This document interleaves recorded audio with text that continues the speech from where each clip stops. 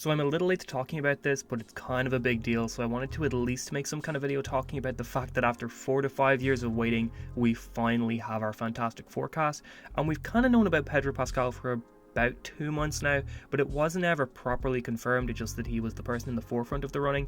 But last week we got our official announcement from Marvel Studios that Pedro Pascal is Reed Richards, Vanessa Kirby is Sue Storm, Joseph Quinn is Johnny Storm, and Ebon Bachrach is Ben Grimm. Now, I'm familiar with all of these castings, but none of them overly jump out to me, but I don't really have a problem with any of them either.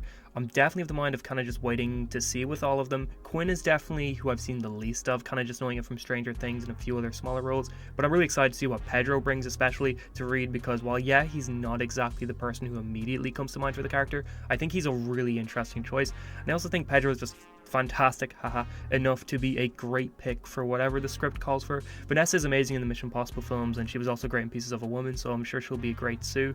For Ebon, everyone is immediately calling to his The Bear character, which makes sense because The Bear is a very recent and very good show, and Ebon is great in it, but I've not seen a lot of people call to the fact that he also plays a main and integral role in The Punisher Season 1 as Micro.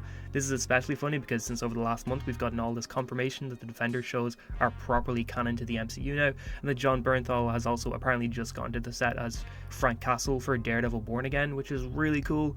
But I mean, this obviously isn't the first time this has happened in the MCU, Edward Norton and Terrence Howard being the most high profile and obvious recastings in the MCU. But besides this, we also have Defenders cast members directly showing up in the MCU already, like Mahershala Ali played a main character in Luke Cage Season 1 and is going to be Blade in the upcoming film. Alfre Woodard, who also played a character in Luke Cage, had a cameo role in Captain America Civil War, so none of this is new at all, but it's just kind of funny that this is happening right around when these shows are making such a comeback, although I doubt his Punisher role really played any part in him being cast as the Thing. Despite only hearing about them last week though, it looks like they've pretty much been locked in as our Fantastic Four for a long time now. DC Leaks put out a tweet confirming these guys as far back as November, which is pretty wild. We were also told pretty consistently that as soon as the strikes were over we were going to get an official announcement of our Fantastic Four casting, so it is interesting that it took so long, and there's maybe a couple reasons why this could be.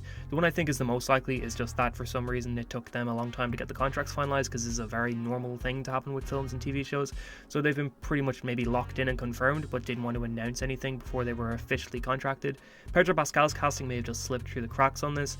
The other reason, and a pretty funny reason, is that Feige and Marvel Studios wanted to distract from Madam Web's release, or they saw Madam Web and then thought they needed to release some stuff to excite people for Marvel projects that are coming out.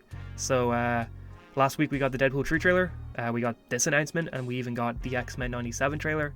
Now, I don't know if this is worth giving any thought to at all, but like, X-Men 97 comes out next month. It's really soon, and we've known for like a year now that the show was intended on coming out in early 2024, but we didn't know when. I feel like that date announcement and that trailer came out very, very late for how soon the show is. The Deadpool 3 trailer coming out when it did make sense because Super Bowl and all that, I feel like that was probably always planned to be a Super Bowl thing, but the X-Men stuff, I don't know why they'd release that this late, and if the Fantastic Four announcement wasn't because of contracts, I don't know why that announcement would have taken so long as well. Anyway, that's not the only real casting news. We've been hearing some heavy rumors that Galactus is the main villain for the Fantastic Four solo film, and that Javier Bardem is the running to play him, is the main guy who's intended to play him, which that's kind of a similar role as Pedro, where he wouldn't be my first choice or somebody I'd immediately think of, but I'm really intrigued to see what they do if that rumor is legit. Now, normally I'm pretty apprehensive with these kind of rumors because there are so much for the MCU, and 9 out of 10 times they never end up being true. But considering that other Fantastic Four rumor was on point, there's a little bit more weight to this, I feel like, than usual. Another rumor is that Doctor Doom is going to be at the end of the film, and they're not going to cast him until they're already filming. There have been a ton of rumors and theories that Doom might be taking over the main villain slot from Kang in terms of the current MCU phase. This is helped by some slight teases in the Deadpool 3 trailer, showing a Secret Ward comic with Doom's face on the front, but who knows. Personally, I think it's a little bit late in the game to pivot to Doom. If they're only casting him during Fantastic Four, then there's no way he should be the villain of the next Avengers stuff, because that comes out so close to Fantastic Four, assuming it keeps the release date. I think the plan now to set the film in the 1960s is really cool, especially if the retro poster is anything to go off of.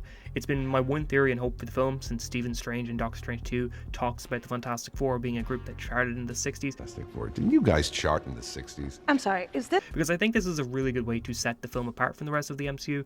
I still really enjoy most of the MCU films, but in my opinion they have started to feel a little samey for the most part, whereas setting this in the 1960s would give it a unique feel, and wherever they got lost, if it's the quantum realm or just in space, when they resurface in modern day, it'd just be really great to have this superhero team from the 60s to be there alongside the Avengers and whoever is leading our next Avengers films. It would lead for a really good contrast between, I guess, different worlds or different eras of characters, especially since we don't have like Steve Rogers there anymore to be the man out of time. Now we've got a team out of time. But Fantastic Four in general has had one of the most rocky, or I guess publicly talked about, development and pre-production phases in terms of a comic book film, because it was first announced at Comic-Con 2019 and originally slated to debut probably around now without things like COVID delaying them, and the film has gone through quite a few directors, quite a few writers.